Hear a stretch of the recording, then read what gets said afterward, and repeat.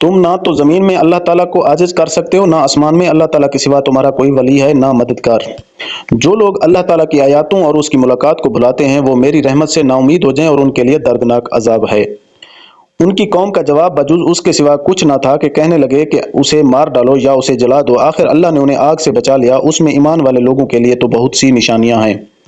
حضرت ابراہیم علیہ السلام نے کہا کہ تم نے جن بتوں کی پرستش اللہ کے سوا کی ہے انہیں تم نے اپنی آپس کی دنیاوی دوستی کی بنا ٹھہرا لی ہے۔ تم سب قیامت کے دن ایک دوسرے سے کفر کرنے لگو گے اور ایک دوسرے پر لعنت کرنے لگو گے، اور تمہارا سب کا ٹھکانہ دوزخ ہوگا اور تمہارا کوئی مددگار نہ ہوگا۔ بس حضرت ابراہیم علیہ السلام پر حضرت لوط علیہ السلام ایمان لائے اور کہنے لگے کہ میں اپنے رب کی طرف ہجرت کرنے والا ہوں، وہ بڑا ہی غالب اور حکیم ہے۔ اور ہم نے انہیں ابراہیم کو، اسحاق کو یعقوب علیہ السلام عطا کیے، اور ہم نے نبوت اور کتاب ان کی اولاد میں ہی کر دی، اور ہم نے دنیا میں بھی اسے ثواب دیا اور آخرت میں تو وہ صالح لوگوں میں سے ہے۔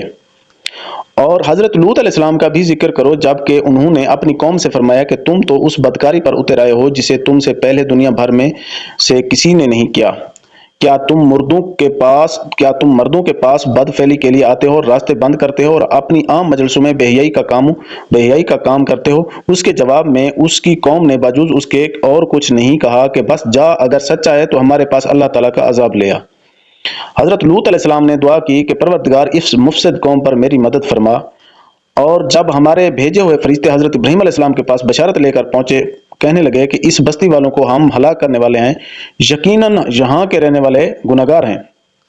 حضرت ابراہیم علیہ السلام نے کہا اس میں تو لوط علیہ السلام ہیں۔ فرشتوں نے کہا یہاں جو ہیں انہیں بخوبی جانتے ہیں، لوط علیہ السلام کو اور اس کے خاندان کو سوائے اس کی بیوی کے ہم بچا لیں گے، البتہ وہ عورت پیچھے رہ جانے والوں میں سے ہے۔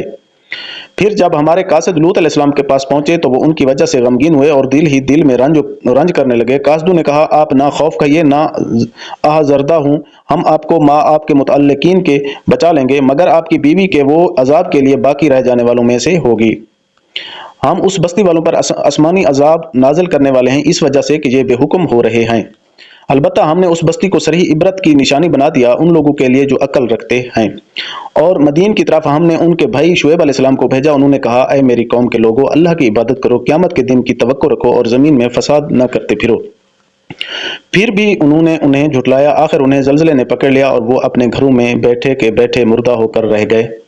اور ہم نے عادیوں اور سمودیوں کو بھی غارت کیا جن کے بعض مکانات تمہارے سامنے ظاہر ہیں، اور شیطان نے انہیں ان کی بدعمالیاں آراستہ کر دکھائی تھیں اور انہیں راہ سے روک دیا تھا، باوجود یہ کہ یہ آنکھوں والے اور ہوشیار تھے۔ اور قارون اور فرعون اور حامان کو بھی ان کے پاس حضرت موسیٰ علیہ السلام کھلے معجزے لے کر آئے تھے، پھر بھی انہوں نے زمین میں تکبر کیا، لیکن ہم سے آگے بڑھنے والے نہ ہو سکے۔ پھر تو ہر ایک کو ہم نے اس کے گناہ کے وبال میں گرفتار کر لیا، ان میں سے بعض پر ہم نے پتھروں کا میਂہ برسایا اور ان میں سے بعض کو زوردار سخت آواز نے دبوچ لیا، اور ان میں سے بعض کو ہم نے زمین میں دھنسا دیا اور ان میں سے بعض کو ہم نے ڈبو دیا۔ اللہ تعالیٰ ایسا نہیں کہ ان پر ظلم کرے، بلکہ یہی لوگ اپنے جانوں پر ظلم کرتے ہیں۔ جن لوگوں نے اللہ کے سوا اور کارساز مقرر کر رکھے ہیں ان کی مثال مکڑی سی ہے کہ وہ بھی ایک گھر بنا لیتی ہے، حالانکہ تمام گھروں سے زیادہ بودا گھر مکڑی کا گھر ہی ہے، کاش وہ جان لیتے۔ اللہ تعالیٰ ان تمام چیزوں کو جانتا ہے جنہیں وہ اس کے سوا پکار رہے ہیں، وہ زبردست اور ذی حکمت ہے۔